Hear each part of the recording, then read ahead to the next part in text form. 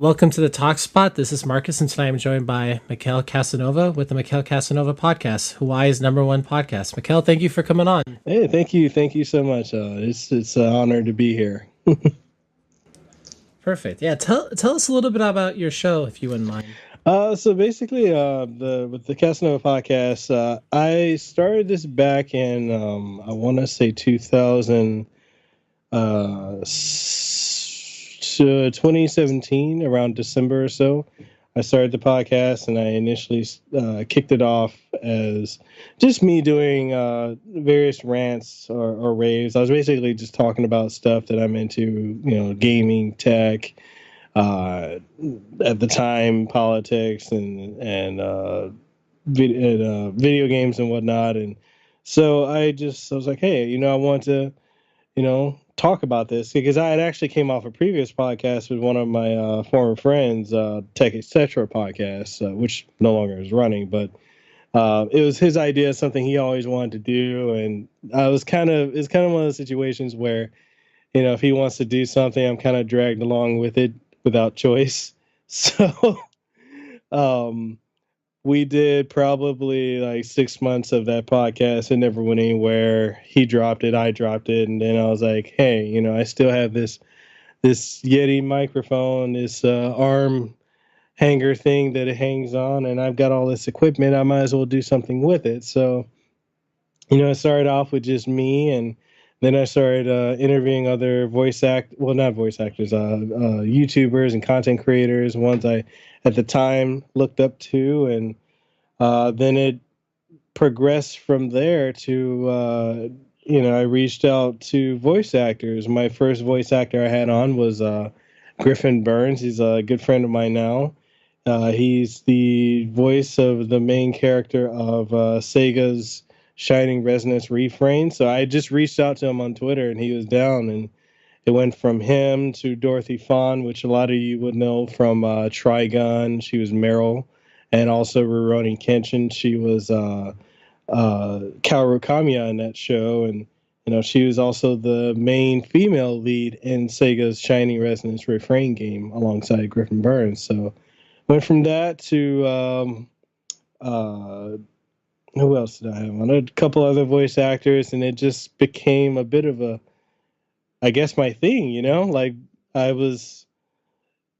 got tired of interviewing other YouTubers and got burnt out with politics, and then I fell into interviewing voice actors, and there I go. Like, I've just been doing that since, and every week there's a new episode, one episode, maybe two, maybe three, and it's just it's really become something I never expected it to become.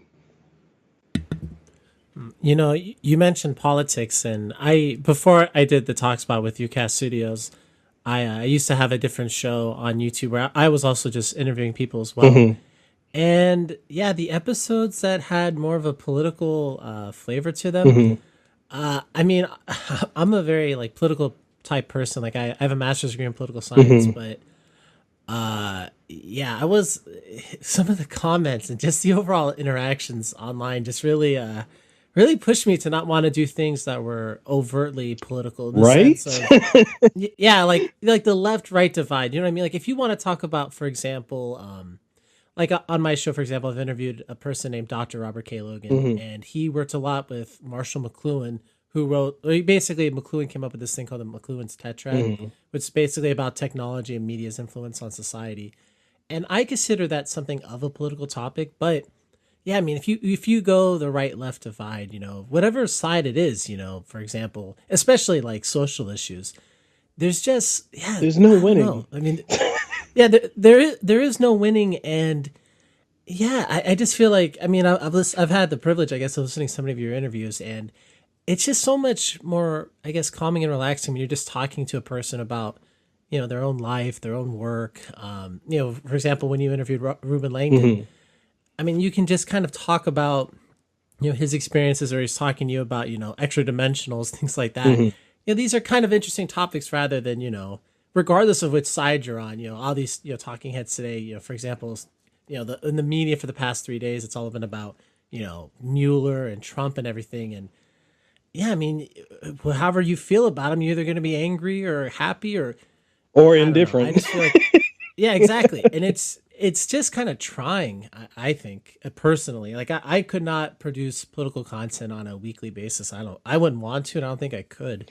Yeah, and that's one of the things is I've seen a lot of people start channels around politics, and I think this is also something that burnt me out about it is, I had my red pill moment of realizing that a lot of the media produces certain types of news to for headlines and for ratings and whatnot, and so I started leaning more conservative and coming out and the funny thing is, it goes back to what you said. Like, there's either way you go in the left or right divide, you're gonna eat crow for that either way. And so when I came out as conservative, oh my God, I got so much backlash about that. And I was talking about things that I'm like, man, yeah, victim mentality doesn't make sense, and this doesn't make sense. And if you're in a bad situation, then try and get out of it. Well, oh, I can't, blah blah blah blah.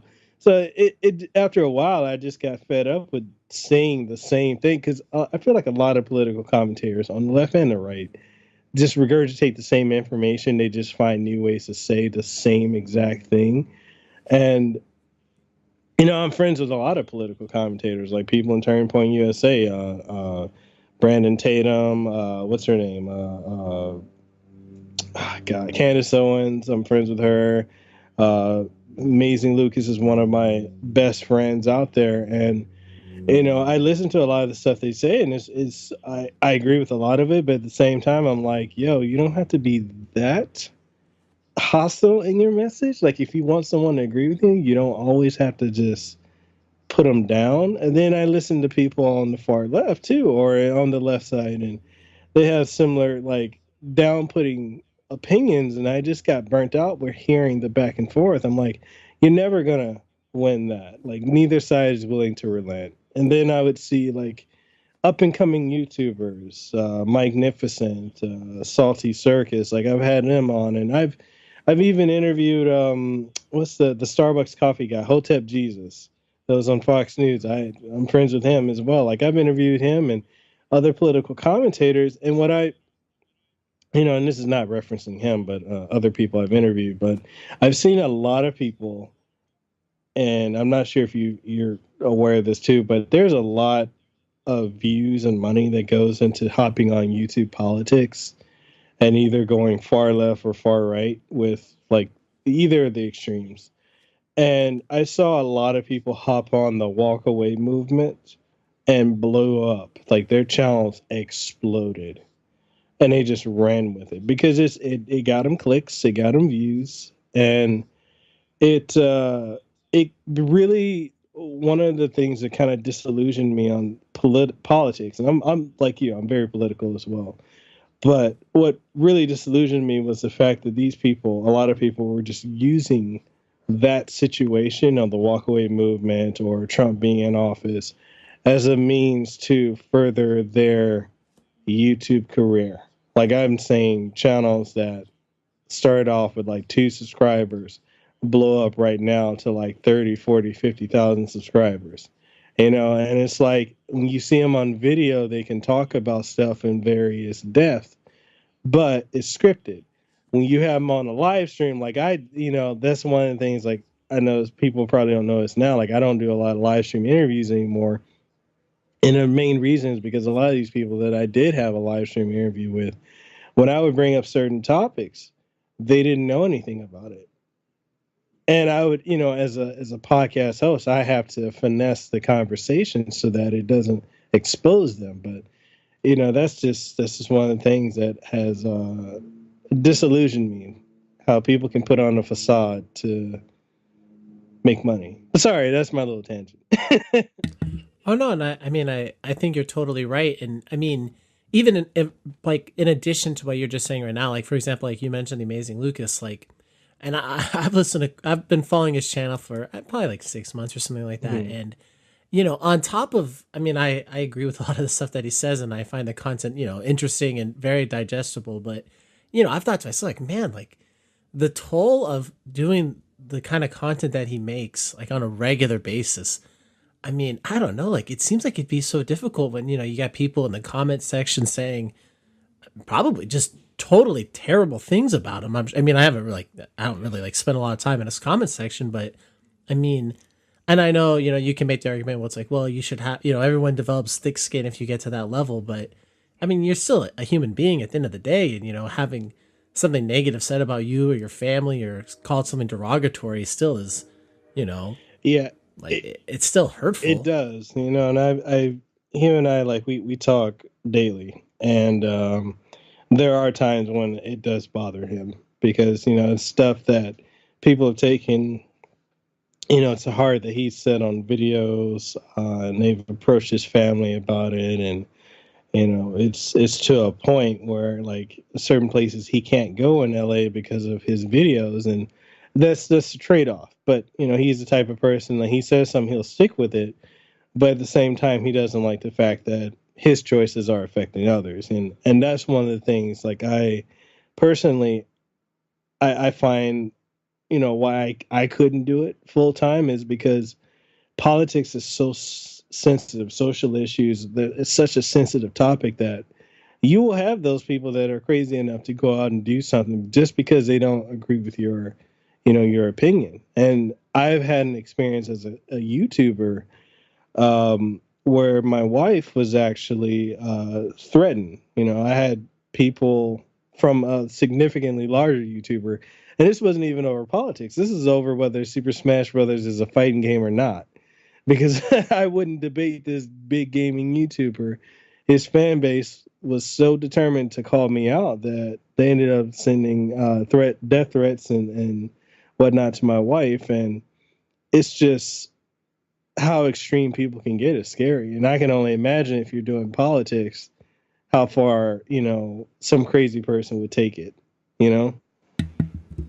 Wait, so for the Super Smash Bros. Debate, were you saying that it wasn't a fighting game or it was a fighting game? See, you're gonna get me in trouble right I can't believe this is. I mean, I can't believe that anybody would, like it's interesting to me or kind of absurd that someone would, I mean, threaten your wife over that comment. I mean, I'm trying to vision this. Let's say I'm your uncle or something like that, and let's say I'm 50s or 60s, and I've heard of YouTube, but I don't really know a lot about it.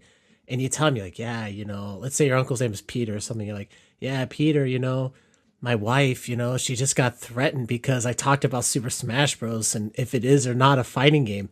Like, I imagine him being like, what? Like, how does that, like, it sounds absurd when you describe it, now. Right? I mean, to me, it sounds absurd. I mean, Well, I don't it's know. funny because, like, the person asked me, they're like, and this is the whole thing, is it didn't even include this YouTuber.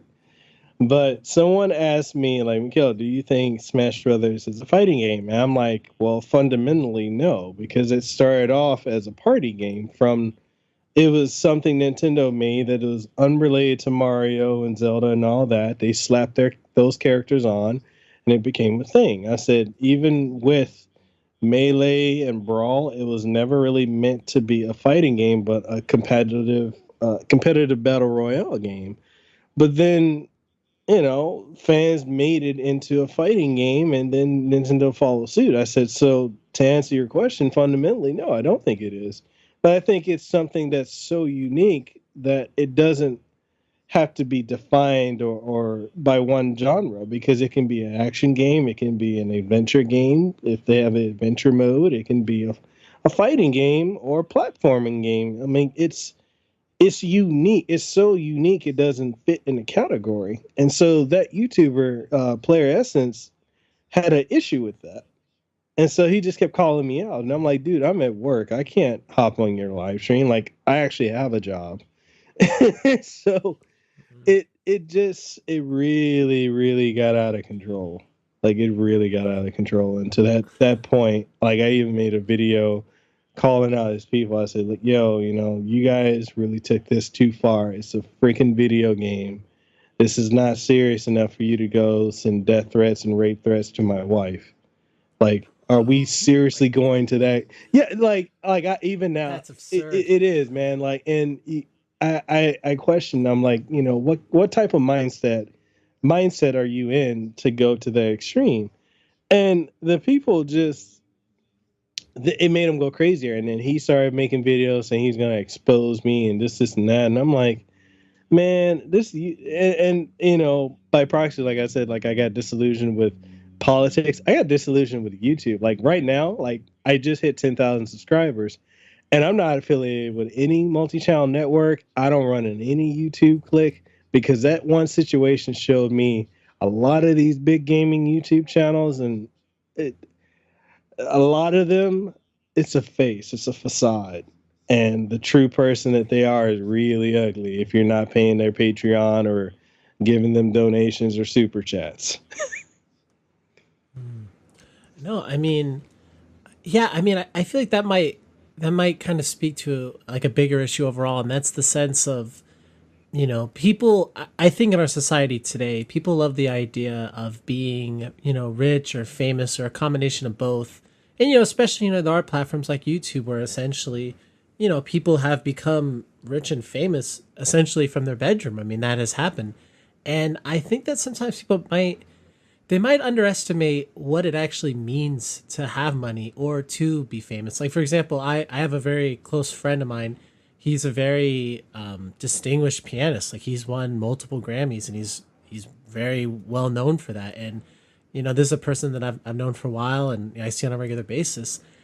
And I mean, some of the interactions that I've heard him have with other people, or sometimes even with certain family members, yeah, I mean, I kind of feel sorry for him, or even in my own work, just interacting with clients. And I mean, I've interacted with people, or I interact with people on a regular basis that are very high income earning, and they have quite a bit of money. And just some of the stories I've heard from them, about just relatives asking for money, or people, especially in the pianist case, of people like recognizing him and being weird towards him. I mean, I kind of think to myself, like, wow, like I think people might underestimate, like, I guess that kind of negative stuff that kind of comes with it. I mean, I guess, I'm hearing other people talk about, especially like the money aspect is, I mean, when I've heard them talk about, for example, let's say they have like a sister that needs to borrow money, or, they have a brother that needs, let's say whatever, $5,000. And if you have a lot of money, it's not the element of you can't give them money because you don't physically have it. I think it's more of a, people kind of take advantage of you. And I think I think that's a weird sadness that I think people that aren't in that situation don't necessarily understand. That people just because they think that you have money, all of a sudden, you go out to dinner and you're the one that always has to pay, or I don't know. I think people don't necessarily grasp that element, being famous or having money, or, even being YouTube famous, that it comes with a lot of perils. Yeah. I mean, I forgot the person's name. You probably know, or you might know who he is. Like the guy that was doing the live stream at his house, and someone shot a gun at his house, or shot a gun at his window. Did you hear that Is that story? Boogie? Is it? I'm not sure his name. I know that maybe he was on Twitch. I forgot exactly the whole scenario, but yeah, Yeah, I think, he got shot at. yeah, I remember that. And people don't think about that. They don't think that those kind of situations are reality, and it's insane. yeah. And I mean, there are just so many people out there that are, for lack of a better term, they're almost agents of chaos, like Right? people that just want to do negative stuff. And, I mean, I get it. Like if somebody got angry at you for the Smash debate, right? And they said, Super Smash Bros. Is a fighting game and you're wrong, it's not a party game. I mean, you could disagree with that, and, you can go back and forth with that. But yeah, someone's making a threat on your wife over that. And, it's hard to know how serious people are online. They might say, because they're talking crap, and then there's other times where they could be serious. And how can you discern that when you don't even know who they look like or what their names are? Yeah, because it led to a situation. It led to two situations that really instigated me doing the video response that I did to the guy's fan base, and by proxy him. And two things happened. One, my car, actually no, not yeah, my wife's car got vandalized. We had her tire slashed and car keyed up and window busted, and then she was followed to work, and usually she'd go for a run, and she got followed, and someone left a note like saying, "Hey, Smash is a fighting game," and left it at our house, like on our door, and that kind of just terrified me, and it pissed me off at the same time. So I'm not sure if I'm supposed to curse or if I can. It upset me. I'll say that. We can edit out the other part, but it really upset me because to see that someone would be so willing to go to that extent to do something, and it did cause a bit of a rift in my wife and I's relationship to the point where now, um, a lot of people don't know I'm married. I've gone to great lengths to completely separate who I am as, my persona, Mekel Kasanova, from Mekel James, the person.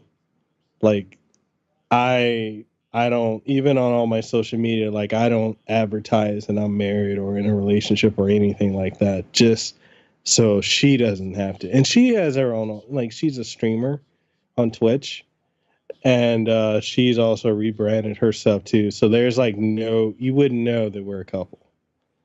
And it's just the extent that people will go is just, it's terrifying.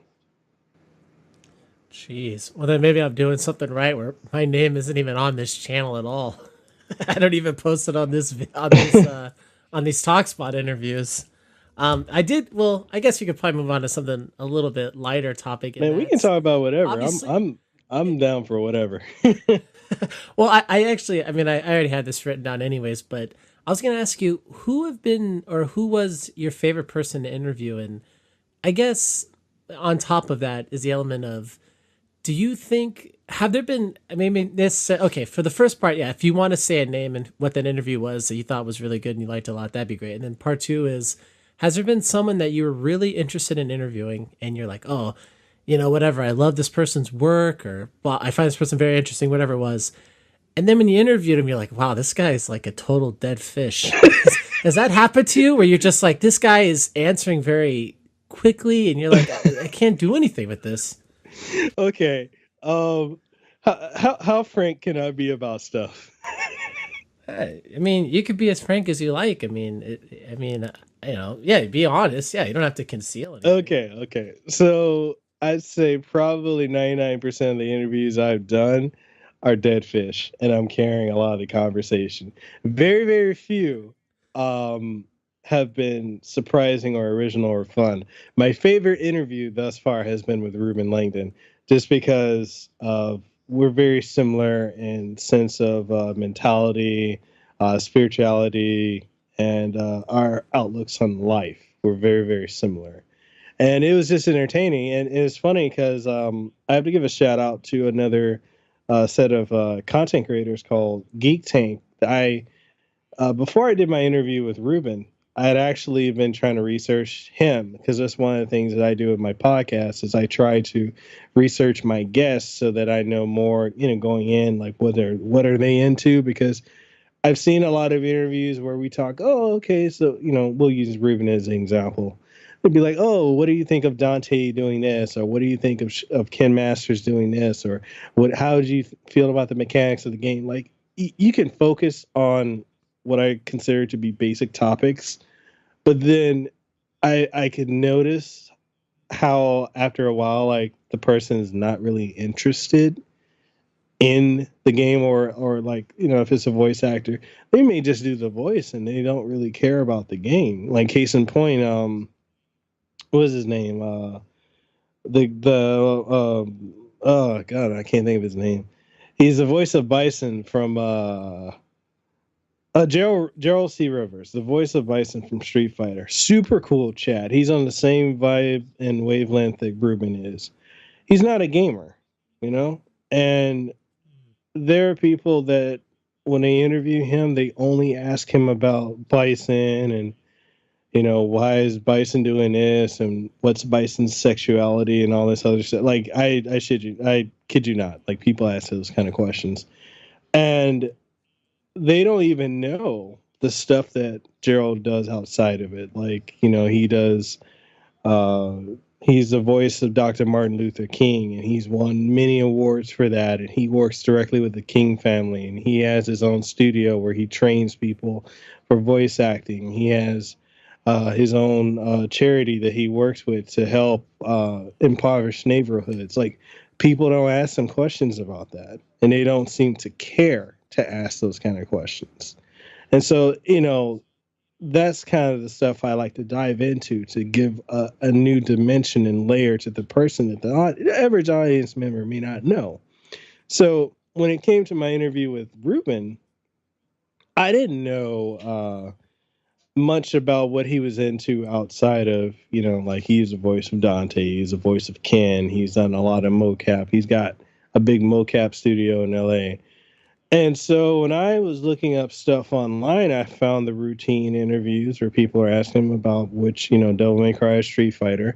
And I came across Geek Tank's video where they interviewed him, and he started talking about, you know, his outlook on politics and George Soros and his views on other things, and extra dimensionals and metaphysics and quantum theory and all this stuff. And I was blown away. I'm like, God, this is stuff I talk about.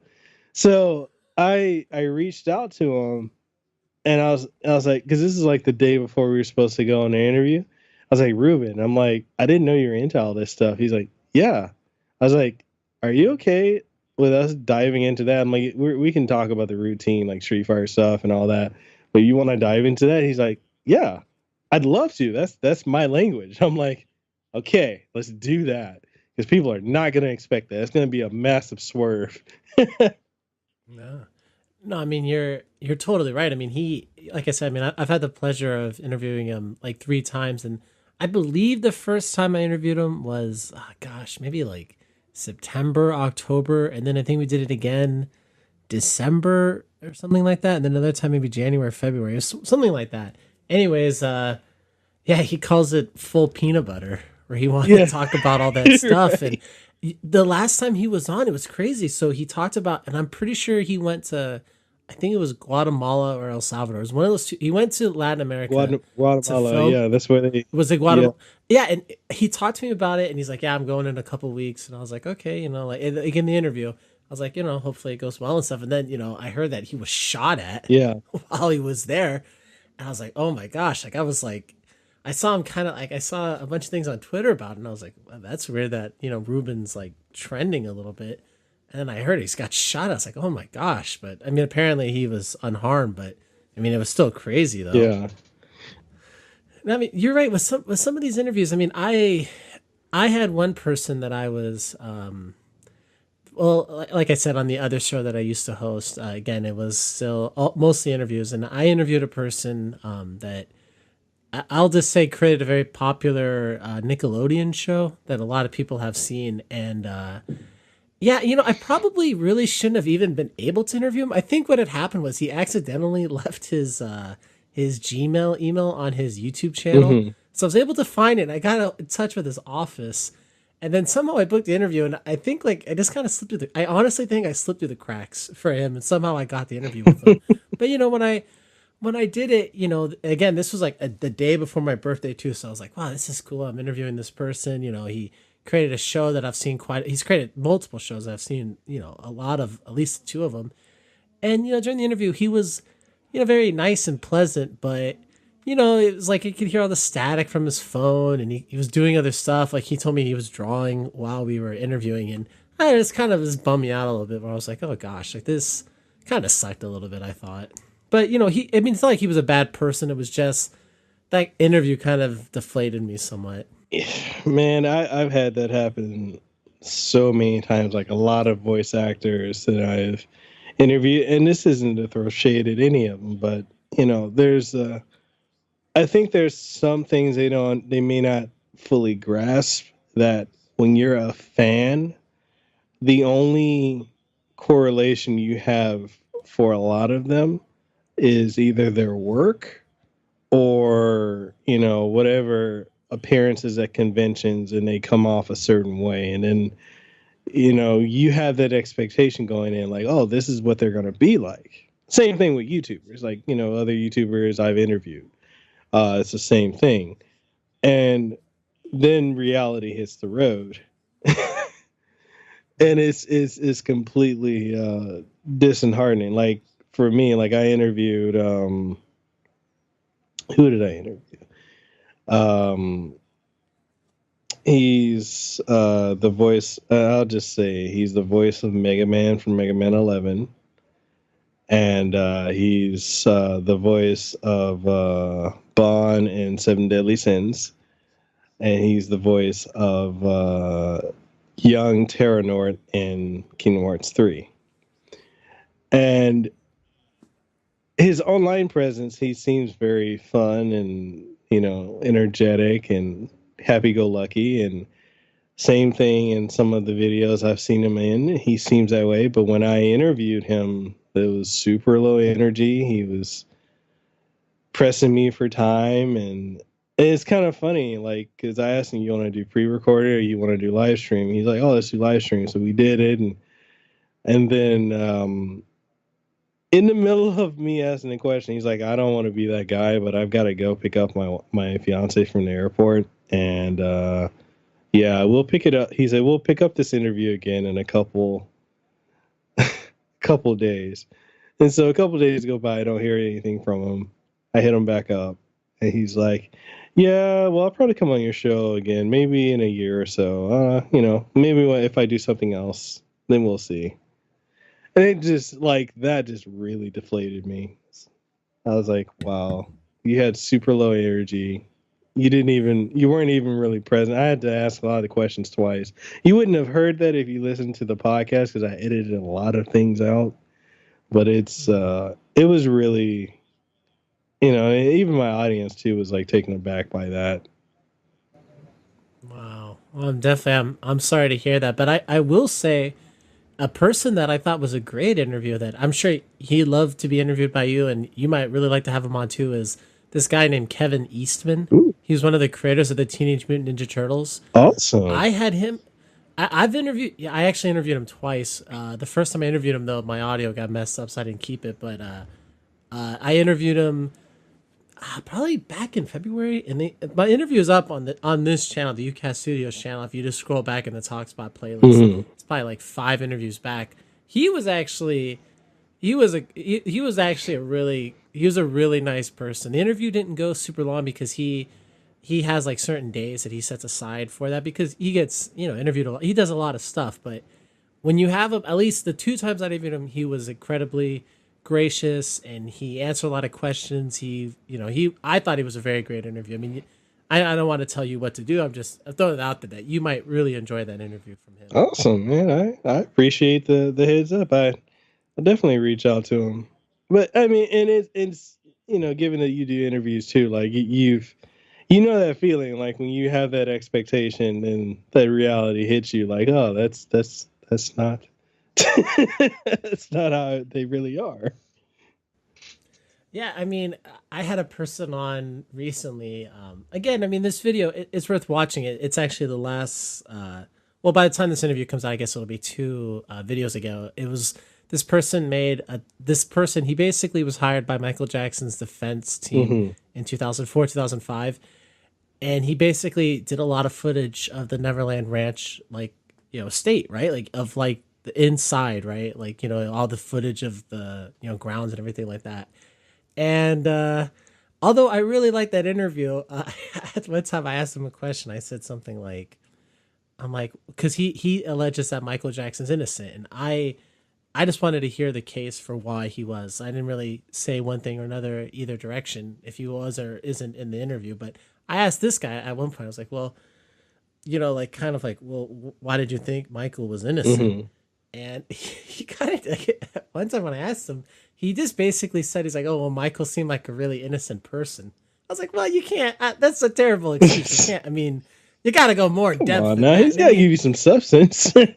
Yeah, and he did I mean, don't get me wrong, if you watch the video, like he allowed me to play footage that he filmed. So, I mean, and again, it's from his own documentary that he put up on YouTube as well. So, I mean, it's a good listen. I mean, it's a fine video, whoever is listening to this now could check that out. But yeah, when he said that, I was thinking like, yeah, you got to come, I mean, you knew we were talking about that. It's like, you got to say like, go into more detail when asked a direct question like this. But, yeah, sometimes, yeah, with interviews, Yeah, I mean, I guess sometimes, yeah, at least for me, especially when I'm interviewing a person for the first time, it's kind of hard to know exactly what I feel like I'm going to get. And you probably get that same thing too, where you're interviewing someone for the first time. It's really hard to tell, yeah, the energy level, Yeah. how the conversation's naturally going to go. I'm sure before you interview someone, you have a whole list of questions already laid out and you have an idea of like thematically where you want to go with it. But, you start interviewing someone and then, they go off on a tangent or I can't remember the name of the person you interviewed, but it's one of your recent ones. She did the voice of Jine from Dragon Ball Oh, Super, the boiling Emily. movie. Yeah. Yeah, and it's like, if she starts talking about Dragon Ball a lot, for example, I mean, I'm not sure if you're a Dragon Ball fan or not, but yeah, I mean, you might ask her more questions and, that might lead you down a different path somewhat than necessarily you had originally planned somewhat. Yeah. Big I'm a big Dragon Ball fan. I grew up with the Ocean dub before we got the current Funimation team doing their stuff, and it's that was a fun interview, but it was also a stressful interview because that was also coming out during the whole Vic Mignogna situation. Uh, Yeah. And that's I was about to actually raise that point with you is that and I don't know, I guess people like this whole idea of people that they know are famous people. They like the idea of famous people having stances and being political. And I know Vic Mignon isn't necessarily a political thing, but it kind of puts these people in a weird position, or especially for a person like you or I, if you're going to interview them, where I feel like they might be turned away from doing an interview because they're afraid of being asked those questions. Like like for like what you mentioned, if you had asked her, if you said, well, directly, like, how do you feel about Vic? Now she's put in a situation where she's on the record because this is going to be in the public domain, where she has, she's basically setting a policy for it, and she's thinking to herself, well, like, maybe I'm not saying I didn't listen to the whole thing, so I don't know if you guys talked about this or not, but she might be thinking to herself, like, I don't want to be put in a situation where, yeah, I'm going to put potentially my job or future jobs in jeopardy because of how I answer this question. what's funny is when I read the thing is I recorded that video that video interview, well, not video, audio interview with her. I recorded that the second week of the whole Kick Vic movement got insane. So um I before we even did the interview, like she asked for questions ahead of time, and I noticed a lot of the Funimation voice actors were kind of on edge because of the backlash from the fans. So just straight up told her, I said, "Hey, Emily, look, I don't have a dog in this fight. I don't know Vic. I don't know you. I don't know the situation really, other than what's been alleged." And I said, look, I'm the type that you're innocent until proven guilty in the court of law. This doesn't seem like it's gone to court. So my name is Bennett and I'm not in it. We can not talk about Vic Mignogna. I said, because my whole point of this interview is to talk about you. I said, I want to know more about the process of writing a script and voice acting and the behind the scenes, you know, impressions of what it is you do on a daily. I said, so that my audience can get a feel of that. I don't really want to go into your political, ideological, or your, whatever your stances are, because I feel like that can be alienating to your and my fan base. And I'd like to stay away from that entirely. So she was okay with it. And that's the thing is, like, after we recorded it, I was supposed to have released that uh beginning of whatchamacallit, the beginning of what's the second month? February. Oh, Sorry, the second month of the year. yeah, I'm drawing blanks. I look at a flow chart all That's, day at work, so I'm no, it's no problem, man. yeah. So like I was supposed to release it like a week after we recorded, and that Vic situation just kept getting more and more cancerous. And so I held off on it because it got to a point, if you were for Vic, you were blacklisted from the voice acting community. Like a lot of them wouldn't even touch you. They wouldn't, interact with you. They'd block you on social media. If you were against Vic, you got it from YouTubers. Like, dude, I can't even. I can't name all the YouTubers that have made a name for themselves or revived their dead channels off of that situation. And it's just like the political one. There's a lot of people who don't really care about the situation with Vic. They're just there to cause drama and get clicks. And actually, to be even more frank, people who recently interviewed Ruben and got him in that. Basically, you've seen the recent smear campaign against Ruben, right? No, I didn't even know there was one. Oh yeah, Newsweek, Eurogamer, Game Informer, a lot of these outlets started to throw a smear campaign against Ruben because of the interview he did on Toy Bounty Hunters, which Toy Bounty Hunters is cool. It's just the YouTubers that he had come on the show with him have been the most vocal and damning and slanderous. And the reason I say slanderous is they've made a lot of accusations about the voice actors that haven't been proved. They've been so controversial that when I saw Ruben going on that show, I was like, man, I don't know how I feel about that. I wanted to warn Ruben. I'm like, dude, maybe you shouldn't go on that because those guys, anyone associated with them, get hit pieces from the media.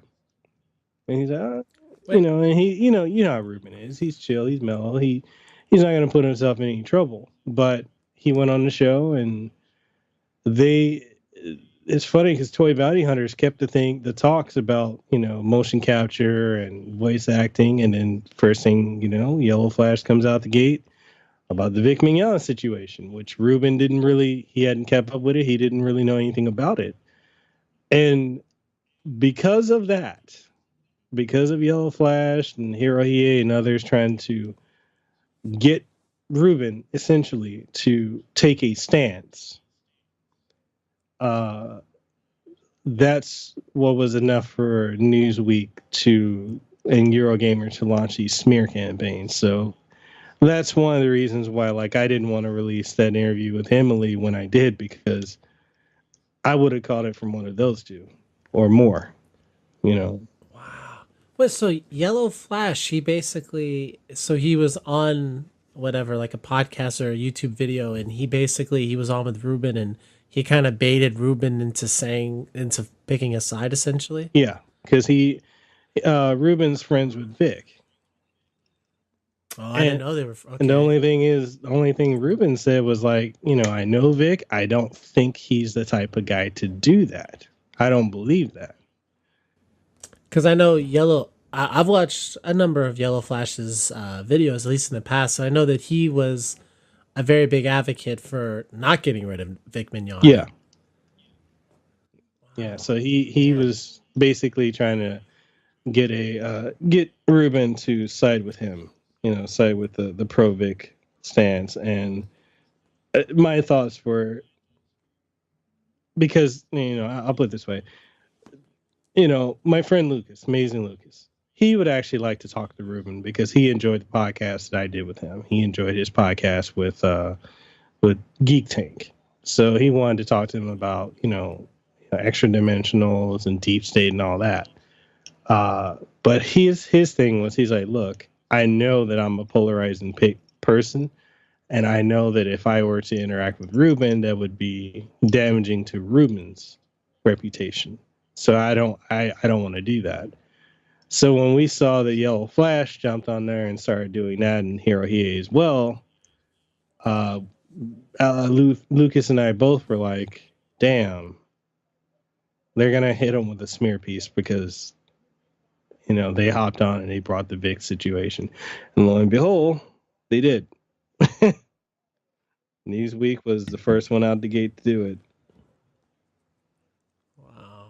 Man, I feel bad for Ruben. I mean, honestly, I mean, I while I'm working, I listen to a lot of content on YouTube, Hmm. but it's more, just like podcast type things, or like I listen to a lot of, like sports clips, like people talking about sports news. So I don't really keep up with like bigger, like unless the story gets really big, then I'll, like I knew about Vic Mignogna because that was just everywhere, or like Brie Larson on YouTube. Like I heard that because it was just so big. Hmm. But like this, like things that are on like a lower scale, somewhat. I mean, I'm kind of more oblivious to somewhat. So, geez, but I feel bad for Ruben. I mean, that would suck if he had projects taken away from him because of something so like stupid and frivolous as him just giving his opinion. I mean, he hasn't been accused of anything.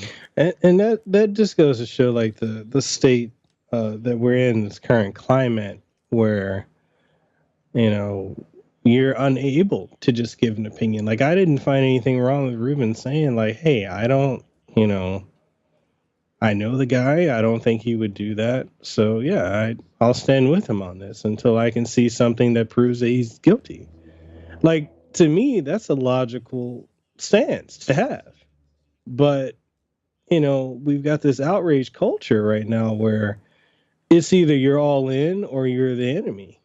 And I would think that, Yellow Flash would have known that, hey, you're gonna bring up this question, you're gonna create some problems. You know that your reputation can probably hurt Ruben. But to go through with it anyway, I and this is not to throw shade at Yellow Flash or anything like that. I just personally think it was a bad call on his end to do that. It was unnecessary to do that. So, Yeah, and and like you said, I mean, you're not saying anything derogatory towards Yellow Flash. It's just more of a situation where, there were, and I mean, he might not have, I mean, I don't know him at all. Like, I've never really spoken to him, and yeah, I've probably listened to maybe a half a dozen or so of his videos, and yeah, I mean, I mean, let's say we give him the benefit of the doubt and say, he wasn't necessarily trying to instigate something, but like you said, it's just an unfortunate end result that ended up happening. But yeah, I wanted to ask you because somebody asked me this back in February, and it kind of started making me think about this. So I'll ask you this go too. for it.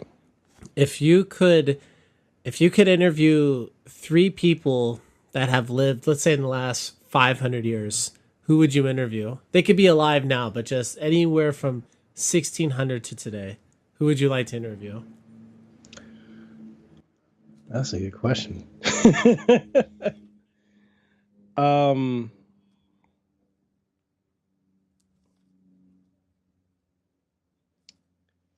last 500 years.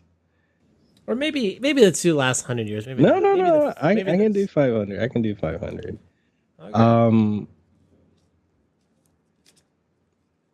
I would want to interview Bruce Lee for one, because I'm a practitioner of Jeet Kune Do, and I'd like to understand how he came up with that style, his philosophy in life, and his outlook. The way of no way.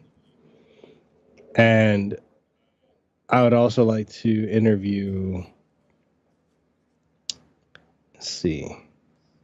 Who else would I like to interview? Last 500 years. I mean, who was alive the last 500 years that I know about? Um, huh. Well, I have some names. Well, if you want to think it over real quick, then these names are probably. I guess these people are last only I guess few hundred years or so. But I love to interview Dr. Jerry Buss, the former the former owner of the Hmm. Lakers. I'm like a big Lakers fan. I know the head photographer for the NBA. Like I've interviewed him a few different times. He's a cool guy. So I've heard about the Lakers from him and just following it. So I'd love to interview him. I love to do Thomas Jefferson and also the third person. I love to interview Jim Jones, the guy that had the cult that ended up, he forced everyone to drink the Kool Aid to kill themselves. Oh yeah, I'd yeah, only I want to, remember him. I'd want to interview him just to kind of like understand if he really actually believed what he was saying. Like, was he just a liar or was he evil? Like, I don't know. I'd find it interesting to actually hear kind of what he actually believed, or if it was just a bunch of crap that he was just peddling. I mean, if I had a more, if I could do 10 people, obviously there's more people I could think of, but yeah, I don't know. Cause I mean, you interview, let's say you choose a typical politician, right? Today, I mean, they're all going to give you the same answers, or if, Yeah. if you interviewed, I mean, unless you had like a Charlie Rose style interview with like, let's say Brad Pitt, where he talked to you for an hour unedited. I mean, I feel like the kind of sound bites you'd get even if you had him on, I mean, it would be, very subdued.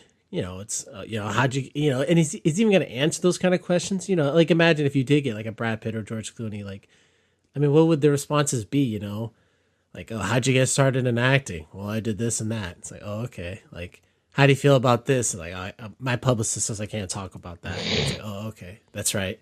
Like, let's just stick on the one movie you're on right now. I don't know. I don't know if it would. I think it would sound really cool to do it, but then maybe if you had him, I don't know. I don't know if it would necessarily be that interesting.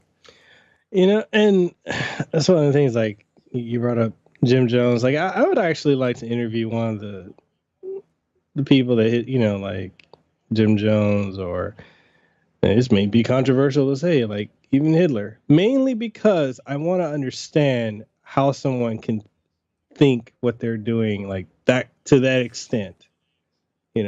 I want to understand that psychology, like, and to and my thing is in understanding why they would do that. I would want to utilize that knowledge to see how we can prevent that from happening ever again. Yeah, I mean, there's certain people where I mean, everyone. I believe honestly that psychologically, most people believe that they are good people, like in their own Yeah. minds. So there's some kind of disconnect between some people between their mind and their actions vastly. Now, I mean, you might think you're a good person, but then you just cut someone off driving, and then you flip them off, and then you think to yourself later, like, man, I probably shouldn't have done that. But in your natural state, you're trying to be a nice person. You're trying to be a nice person at work and to your spouse and your boyfriend or girlfriend, Hmm. and you're trying to be a nice person overall. But yeah, I mean, a person like a Charlie Manson and a Hitler. I mean, yeah, like you're right. Like, how do you reconcile that in your mind, Yeah. where you think to yourself, like, yeah, I'm Charles Manson, and I just had my disciples butcher a family, and I'm able to sleep at night totally fine. Like, that would be something would be really interesting to actually kind of hear how you can get to that level of depravity. Yeah. That's what I would be interested in interviewing, like I said, Jim Jones or something like that. Yeah. I mean, and I definitely would like it because I think it's critical that we understand how we can prevent stuff like that, or like the mosque shooting, or any of these major atrocities, and not for the sake of like, oh, banning this or banning that or censorship, but I think we need to understand the why, the how did they get to that point, what influences, what things did they experience, at what point could we have prevented it from happening if someone had stepped in and intervened, and how do we see the signs if this were to occur again. And I feel like a lot of people, when tragedies happen, they're so quick, especially in the political arena, to say, oh, the right did this, the left did this, this is white nationalism, this is this is that. And it's like, how about we look at what caused the person to get to that point? What influenced them? What pushed them to that point?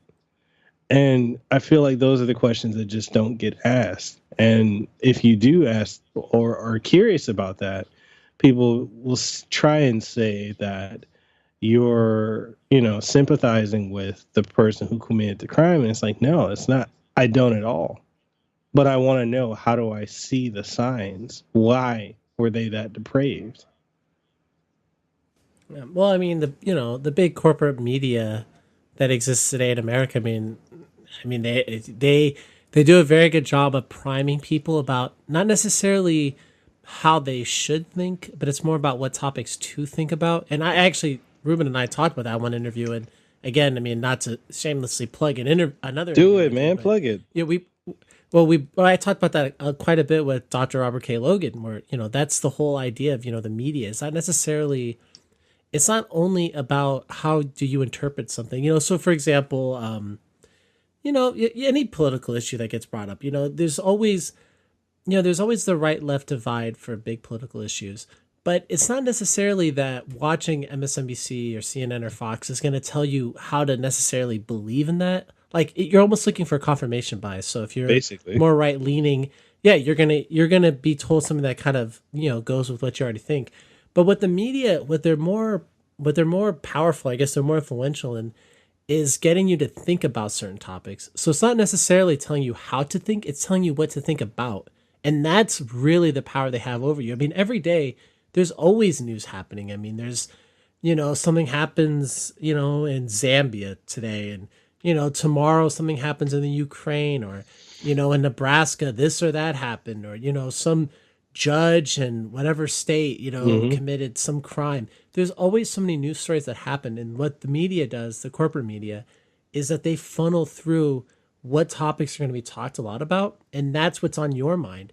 So, for example, the whole Michael Avenatti thing that happened Yeah. recently, that's being talked a lot about in the media, not because it's the most prominent news story that exists, because in all reality, no one is impacted at all other than, Nike and Michael Avenatti. I mean, there's no one in America essentially that is impacted by that news story at all. But they promote it so much because it gets eyes and it gets views to websites and it gets people to go to these websites, and it gets people to watch CNN. And what does CNN do? They sell advertising space. So the whole point of their existence is selling advertising space. It's not necessarily to communicate information. It's just simply to get eyeballs. So I mean, they do a very good job of priming people. But I guess another question I would ask you though is who's the big fish right now that you're looking for? Who is the person that you'd love to interview right now if you had the opportunity?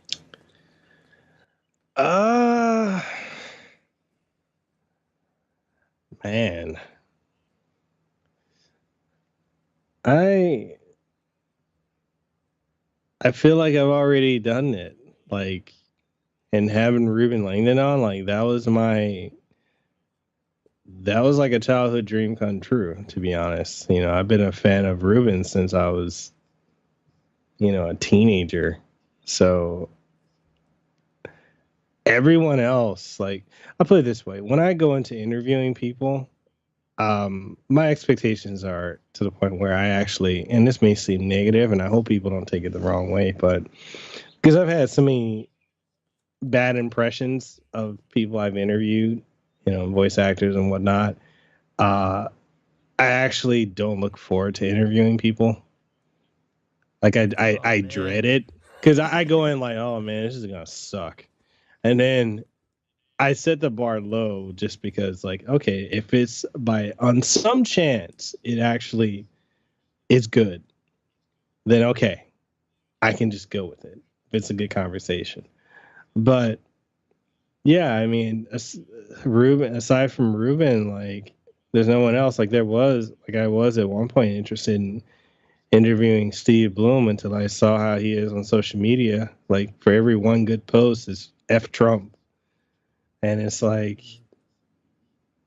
F Trump or F Republicans or F conservatives. And my problem with that is it's the same thing with Dorothy Fawn and many others.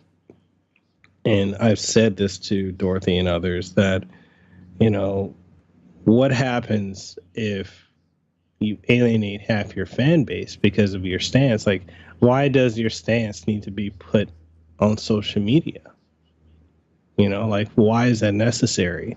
Why do you have to promote that? Like, and I understand it's your personal page, you can do whatever you want with it, but if you have a fan base, that has supported your work for decades, I'm not saying don't speak how you feel, but at least take the time to realize that there's a possibility you could have a fan as young as like 10 years old or so.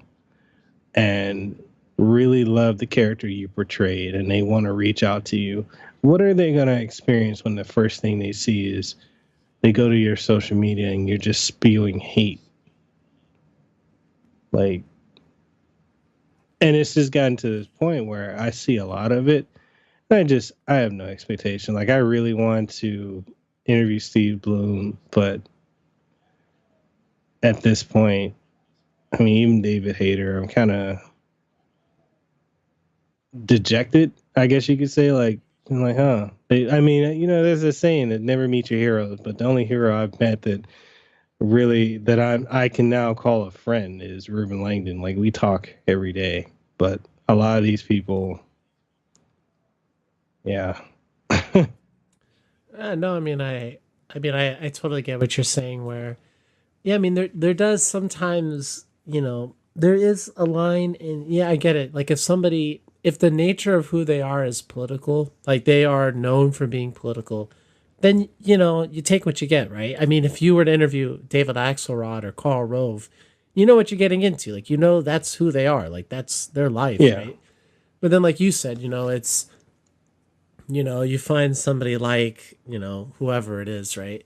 And then you see them go either direction, and it's like, man, it's just I don't know. Like there's just so much negativity out there that already exists that you don't really need to like. I don't know. I guess I just feel like you don't necessarily need to add to it. I mean, it's one thing to speak your Yeah. mind, and that's totally fine. I mean, as long as I think as long as you're saying it in an appropriate way. But yeah, I mean, yeah, just to kind of be adding that fuel to the fire. I don't know. I don't necessarily agree with that, but I guess I'll say for myself, one person who I'd love to interview would probably be Anthony Kiedis, the lead singer of the Red Hot Chili Peppers. Oh, yeah. I don't know if that will happen, You but never know. I mean, I've contacted his agent, so hopefully maybe something like that could happen. But yeah, I mean, I don't know. I mean, I'll say for myself. I mean, I've interviewed, like I said, especially in the past before the talk spot. I interviewed, some people that were kind of more like academic in nature, or they had interesting things to say, and they were less well known. Hmm. And I actually really liked some of those interviews. I thought they were very interesting and informative, and I don't know, but I guess the very nature itself of doing interviews. I mean, it's so weird because you want to hear the other person's like what they have to say, and you really want to highlight who they are as people. But on the same token, it's like, well, it's your show, so people theoretically should be coming back to hear you talk and hear your thoughts. But you want to give the spotlight to them. And I mean, I know that this probably really isn't a popular opinion now, but in my opinion, I would say the two best interviewers that I've ever seen on television were Space Ghost Coast to Coast and Charlie Rose. I agree with you And fully. I agree yeah, and fully. yeah, and I've actually I've never interviewed the guy that does the voice of Space Ghost. His name is George. I've never interviewed him, but I've spoken to him online, and I mean he seems like a very cool guy, and yeah, I'd love to one day maybe do something with him. But yeah, I mean I love those interviews because they were so surreal, and the comedy at the time was I thought very cutting edge. And then a person like Charlie Rose, I mean I know that he's gotten into personal issues, and he was accused of sexual misconduct. But if you listen to his interviews, I mean, if especially listen to some of his interviews with Anthony Hopkins, I mean, they were very in depth, and they, there would be some elements too that were lighthearted, but there was, it was kind of a deep dive, and it wasn't just only superficial, like, hey, let's talk about this film, and let's, you watch a lot of the late night shows, for example, and when they're on there with Jimmy Fallon or Jimmy Kimmel or whoever, they always throw in those little anecdotes of, oh, I heard that you like to eat salad or something stupid like that. Or, oh, I heard at the airport you like to wear sweatpants. And here's a photo of a fan taking, a photo of basically somebody taking a photo of you in sweatpants. And they kind of joke around with that. But if you listen to a lot of Charlie Rose interviews, it's far deeper, and they'll kind of dive more into the art itself. Hmm. And I thought his interviews were very well done. And, I know I haven't really kept up exactly with his whole status, I guess, today of where his career is and everything like that. But I know that he's not working at CBS anymore. But yeah, I mean, I really like those, and granted, I will say for Spaceless though, I mean, he really did. It was all kind of about him, and the recycling of the stills, and the just the purposely bad like production value. But I mean, I honestly mean I would love to see something like that come back. To be honest with you, something where maybe it was live action, but you had like a computer screen like that. You just had like a screen up of somebody on Skype. Like I think that actually be kind of cool if it was done today. But maybe there is someone doing that, and I just don't know who they are. Man, I'd be all for that. Like, I remember Space Ghost Coast to Coast, and man, that was like my favorite show when I was a kid. My mother was like, "You're not supposed to be watching that." I'm like, "Yeah, but it's funny." I I Well, I don't know if it could be done in this current climate, but well, I feel like too, like with Space Ghost, I think like I think his show was the first official Adult Swim show. I think so. I mean, maybe I'm incorrect, but I feel like the show kind of was at the borderline of between for kids and adults in the sense of like what was actually being said. Like the comedy was more geared towards adults, but it wasn't something where if a kid watched it, you'd have to shield his eyes. Where now, as I feel like a lot of Adult Swim content really is not for kids. Like a show like Rick and Morty, in my opinion, mhm. that's not really geared towards 10-year-olds. Like I don't think a 10-year-old should be watching that or like Family Guy reruns. I feel like I feel like Space Ghost is kind of that. They could watch it, they'd probably be bored, but you're not actually then they're not getting exposed to something that they probably shouldn't be exposed Right, to. right. Well, dang man. Well, definitely I appreciate you coming on, and yeah, this is a good conversation. I very much appreciate What? it. That's I it? want to ask you We're, though. we're, we're done? Oh man, I'm ready to talk more. Oh, dang, dude, maybe let's do a part two sometime down the line then, man. Because yeah, I've very much enjoyed this conversation, man. I was gonna ask like, so how can we follow you online? And I know I love the Hawaii's #1 podcast. That's I mean I'm like I said I'm right in California. I mean I actually haven't had the pleasure of going to Hawaii, but I mean I know that's a lot of islands there. So hopefully one day I'll be able to visit. But yeah, man, like, yeah. So if you wouldn't mind telling us how we can keep up with your content, maybe some people that are coming up on the show that maybe people can be forward to looking to seeing or hearing. And yeah, maybe, just yeah, plug some of your stuff if you wouldn't mind. All right. So you can catch the Casanova Podcast on iTunes, Google Play Store, Google Podcast, Stitcher, TuneIn Radio, and Spotify. Just search the Casanova Podcast, Casanova with a K. You can find me on Twitter, Instagram, Facebook. I believe I'm on Snapchat, but I don't really use it. But all the same thing. Just search for Mekel Kasanova, Casanova with a K. Some of the upcoming events I have on my podcast, I've probably by the time this goes up, it would have already happened with this one interview. But I'm interviewing the CEO of Vitrix Pro, which is a new fighting game company. Like they make arcade fight sticks, and so they're in a league of their own because they're making kind of like the Maserati of fight sticks, you could say. Like they're making super high quality parts and whatnot to go into their fight sticks. And typically with an arcade stick, you're looking at paying between $50 and maybe as high as 300 at most. But in this interview with Ozmaker from Victrix, the CEO, he's also one of the lead engineers for the company on top of being the CEO. So he goes into what makes quality because he has a history in the gaming industry from Mad Catz to PDP to Hori and more.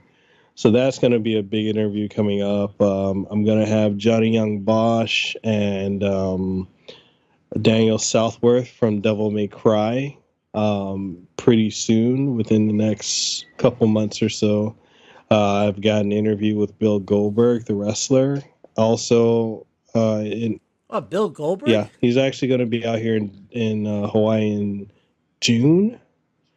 Oh man, that's awesome, dude. Yeah, Bill Goldberg.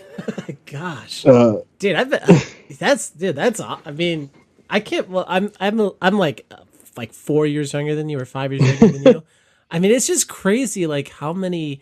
It seems like a lot of guys like our age, they all have some history of. They all have in the past either like or currently like Nintendo, Dragon Ball, and like wrestling. I don't know what the heck it is. Like everybody seems like to some extent those they've liked all three of those those our things. generation, man. We came up on Yeah. Toonami and WWF, not E. And Nintendo. We were there for the Sega versus Nintendo wars. Yeah. Um, I mean, sorry, I didn't mean to interrupt that, but when you said that, I was for a second like, wait, is that the same Bill Goldberg? that Sorry, I that never. I Goldberg apologize for and that. Eric Bischoff. He's one of the others that I have coming up soon. Along with the Hodge twins, and that's all I can think of for now. That's all the heavy hitters I have. Well, sweet man. Well, definitely, I'll make sure to link all of your stuff in the description of this video. And yeah, man, definitely, I appreciate the talk. And yeah, let's do it again sometime. Definitely. Anytime you want to come on my show, let me know. Oh, actually, before we go, there is one Yeah. thing I do want to. This will probably be out by the time this is already up too, but I'm gonna have a very special guest on my podcast. Her name is Emily, and she's in the FGC of the fight game community. She plays fighting games competitively, but she does have a disability. Um, and one of the things I'm gonna have her on my show to talk about, just to bring awareness to gamers that have handicaps or disabilities. In her case, she's paraplegic, and so it's very hard for her to get around at events like Evo or CEO or Wednesday night fights, and other things I want her to be able to express is the challenges of dealing with people who make judgments of against those who have disabilities or make fun of them, and really crush their morale. And I'm partnering up with Ruben Langdon, as well as with Michael T. Coleman, who's the voice of Cody from Street Fighter, along with Victrix Pro and Hori to work with and give this girl the opportunity to speak on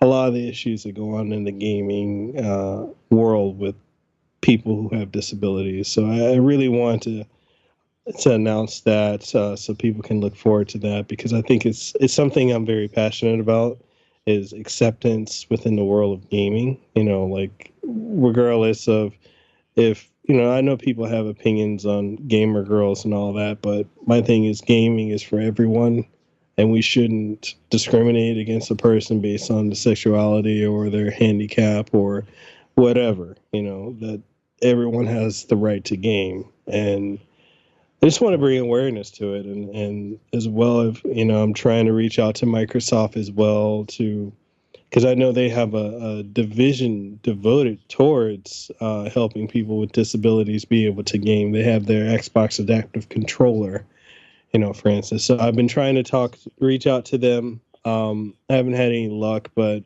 that's just something I'm working on. That would be up this Friday. It's going to be a live stream, and hopefully I can get people to come through and check that out. Yeah. Well, dang, man. I mean, yeah, that to me would seem really uncool of people to attack someone because of a physical disability they have. And I mean, I wish you guys the best for that stream. And hopefully, a lot of people tune in, and hopefully, she does very good or very Yeah. well. All right, man. Well, definitely. Thank you again, Mekel. I appreciate it so much. And yeah, let's talk again sometime. Definitely, man. Let's do this again. All right, sounds good. Well, have a good rest of your day, and I'll talk to you All later. right, you too. See you All later. right, you too.